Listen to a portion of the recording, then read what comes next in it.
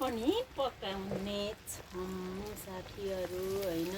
कस्तो रोटी चाहिँ हुन्छ अब खासै राम्रो चाहिँ भएको छैन, यस्तो भइरहेछ। आज हामी मोमो खान आँट्या हैन, पोरको मोमो।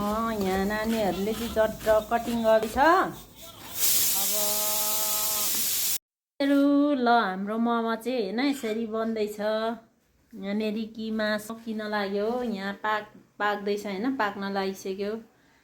अब बनाउने नानीहरू चाहिँ यिनी हुन् दुईजना हैन, लजाएर घोप्टो परेर चाहिँ बनाउँदैछ। अब कस्तो बनाए यिनीहरूले मोमो, यसले खाएको नि देखाउँछु है।